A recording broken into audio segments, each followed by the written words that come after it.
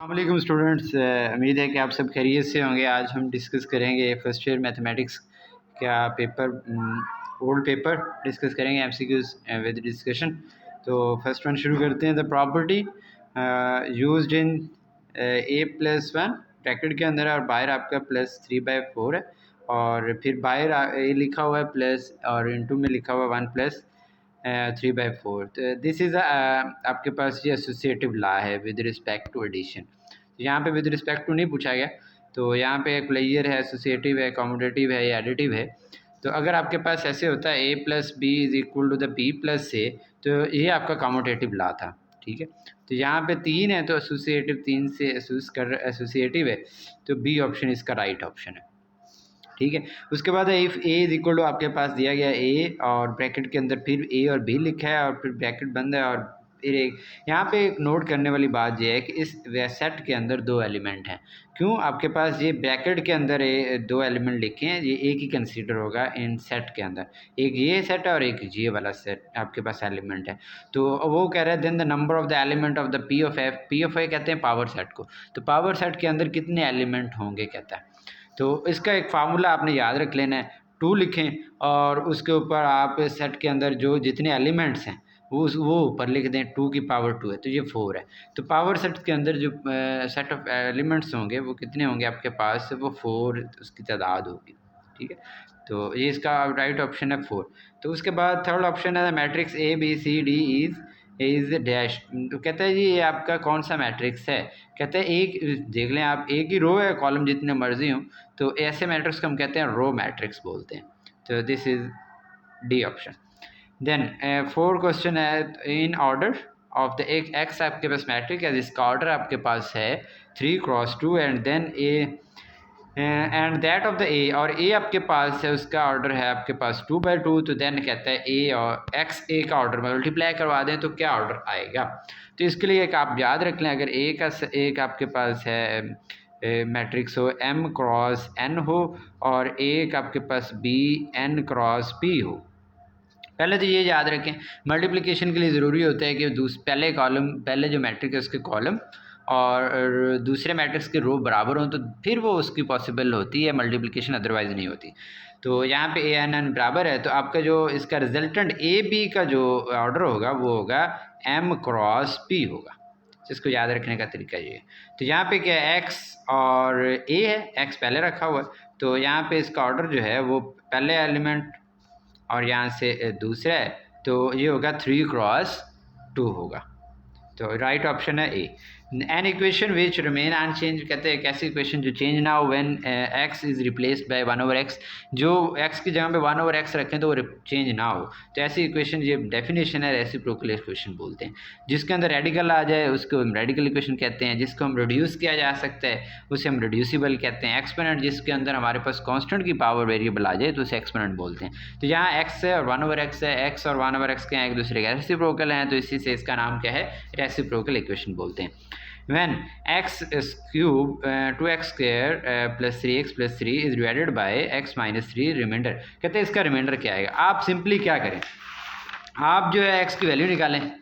x की value आती है आपके पास 3 आती है, आप गिवन इक्वेशन जो है उसके अंदर पोलिनोमियल में पुट कर दें। ये पहला क्या हो जाएगा 27 और दोबारा 9 3 कितना हो जाएगा 9 और ये हो जाएगा 18 और 3 × 3 हो जाएगा आपके पास 9 + 3 है, तो इसका आप ऐड अप करेंगे तो आपके पास आंसर आता है जी 21। तो रिमाइंडर क्या है यहाँ पे 21 है, बी ऑप्शन है।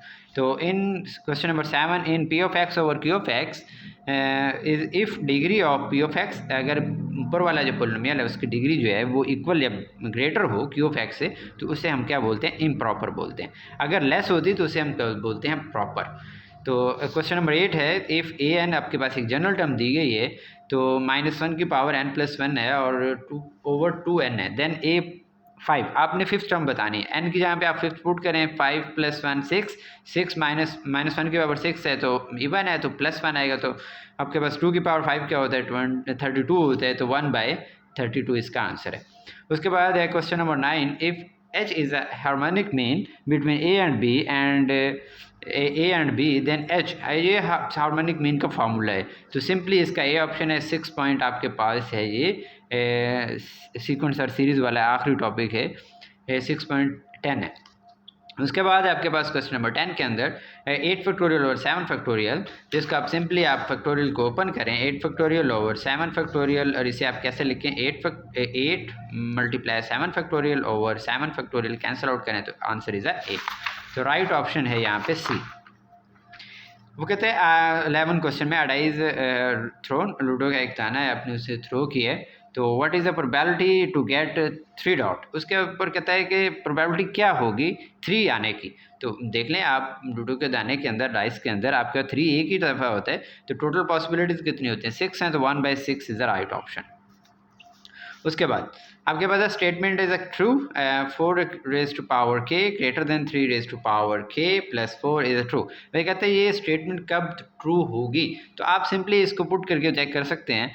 तो आप क्या करें, पहले 2 पुट करके देखते हैं। 4 रेज टू पावर 2 16 होगा, 3 की पावर 2 लेंगे तो वो आपके पास होगा 9 और प्लस 13, तो 2 के लिए सेटिस्फाई कर रहा है, तो 2 और उससे ग्रेटर के लिए तो सेटिस्फाई करेगा, तो right option is a D.